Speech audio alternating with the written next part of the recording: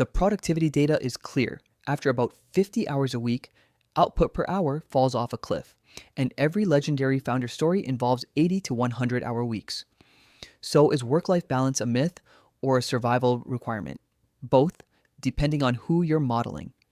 5 minutes, both sides, Stanford productivity data, Lancet health studies, startup founder tallies, and a verdict that will annoy both the LinkedIn hustle bro tribe and the boundaries brigade equally. Chapter 1, the case for, because the productivity data is unambiguous and the health data is worse. Start with the Stanford productivity curve. Pencavel's research, output per hour rises through 40 hours a week, flattens by 50, then falls off a cliff. At 70 hours, you produce roughly the same output as 55. The extra hours don't just underperform, they actively subtract from the rest. Then the health cost. Lancet 2021 meta-analysis. Working 55 or more hours a week, 35% higher stroke risk, 17% higher heart disease death rate. WHO classified overwork as an occupational risk factor. The bill is your body, and it's non-refundable. The natural experiments. Iceland ran a 4-day week trial with 2,500 workers. Productivity stayed flat or rose. UK 2022 trial, 61 companies, 92% kept the shorter week after the pilot. Microsoft Japan trial, output up 40% on a 4-day schedule. And the cross-country receipts. Denmark works about 37 hours a week, Norway 33, Germany 34. The US works 44. Their GDP per hour worked matches or beats America's. The grind produces output thesis is not what the international data shows. Fewer hours, more per hour. Chapter 2, the case against. Because at the very top of any competitive field, the tally is uncomfortable, and ignoring it is its own kind of lie. Look at the founder receipts. Elon Musk reported 80 to 100 hour weeks through Tesla and SpaceX critical periods. Jensen Huang described running NVIDIA through decades of extreme hours. Steve Jobs, Bezos. The pattern isn't accidental. It's not glorified either. It's the honest tally.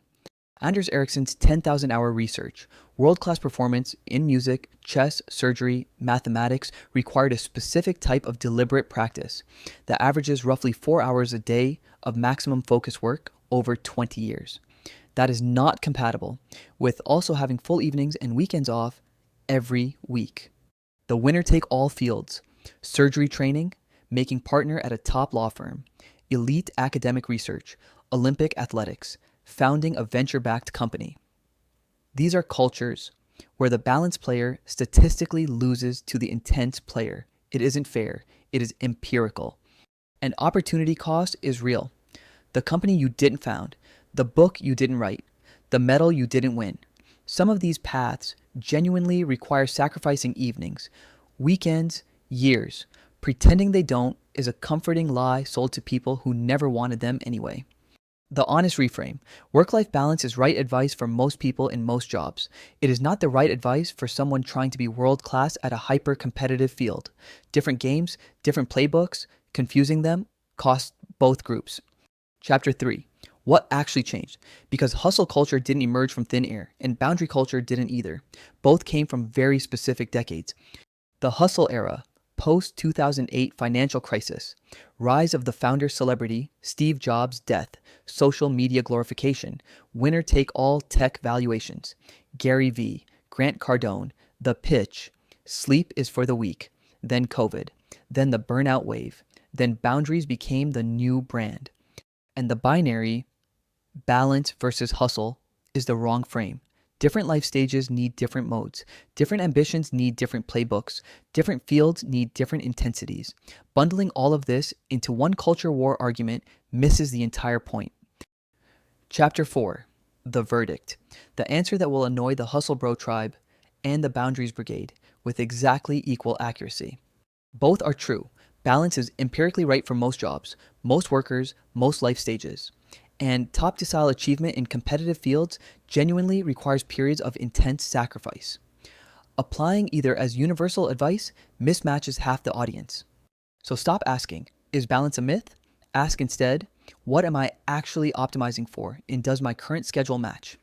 A corporate lawyer taking startup founder advice is broken. A world-class athlete taking wellness influencer advice is broken. Same failure mode, different direction. 3 rules. 1. Match your schedule to your actual ambition tier, not the LinkedIn version.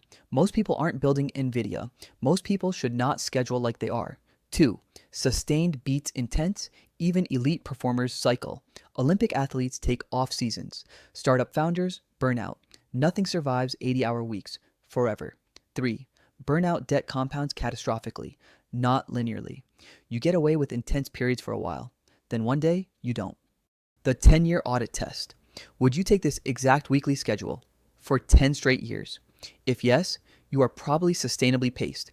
If no, you are borrowing energy from a future self who might not pay it back. That is a real financial style debt, and unlike loans, you can't refinance a nervous system. Be specific.